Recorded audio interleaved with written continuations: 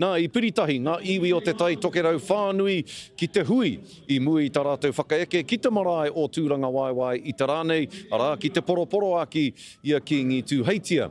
Tēnā kia whakawhiti atu ki tā tātou kaikawe kōrero kia te Ōkiwa McLean me ngā whakamārama o te wā mo te whakaeke a ngā iwi maha, ngā iwi nui o te tai tokerau i tā rānei. Te Ōkiwa, kai a koe te wā.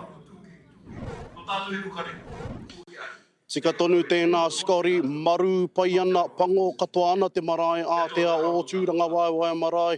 I ngā mātā waka katoa i whakaeke mai ki runga i tēnei o ngā uhunga. I tēnei wānei e rongora koutou i ngā reo waiata o te iwi kuki airani. Ko rātau ngā manuhiri tūārangi kātahi anō ka pōhiri tia. I roto tonu i te hawhe haora ka mahue a kenei. He tohu tērā i roa. Te pōhiri ki ngā mātā waka i hei pū mai ki runga o tūranga waiwai i te waru karaka i tēnei ata. Rā i tae mai te mātotorutanga o te whare tapu o Ngāpuhi, te waka o mātātua, ngā itahu, ngā tika hungunu me te huhua tonu o ngā iwi. I whakaeke mai ki te tuku i te roimata i te hūpē. Ki te taonga o te mate e tīraha kau ake nei, ki te mahau tā rea rea o mahi nārangi e tū ake nei. Kia tahuri ake tātou e te iwi ki tēnei pūrongo. Tauawhitia ana tūranga waiwai e te ata kohu.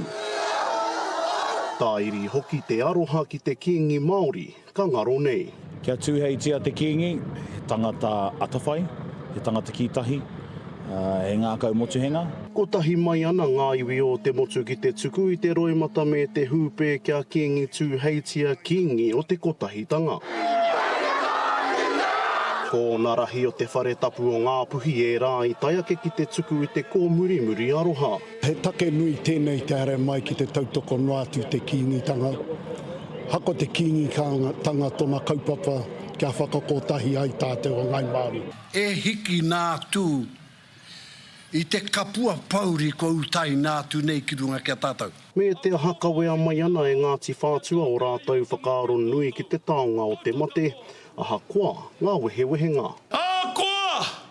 Pēhea, pēhea! Ngā kūroku, ngā tuki-tukinga!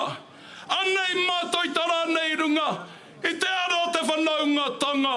Ko te raukura o te rangi Māori e me te rongo pai te mau mai a ngā iwi o te rā kiwai o te kete. Ko tō mātai pauri katahi nei ka ki te tona kaha. Ko whakakotahi nei e tātou a kanuhi a reo. Ko mātou te kiwai wairua, arā ko waikato ko te kiwai o te tā tinana. Nō reira, koira te take kua tai mai te rānei. Ko te rāhina noai ho tēnei e toru rā e toi ana, kā re kore ka pano tonu te mara i ngā rā, e hāre ake nei.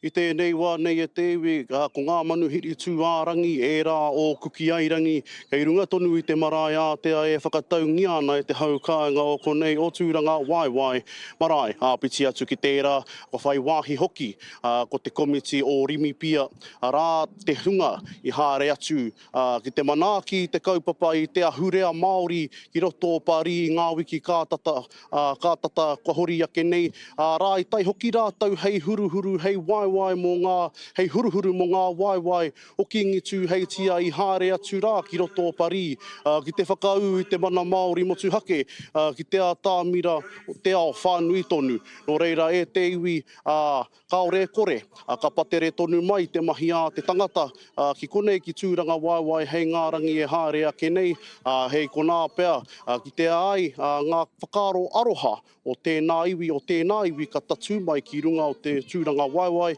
ki te tuku i o rātou whakaaro, ki te kingi, ka ngaro nei.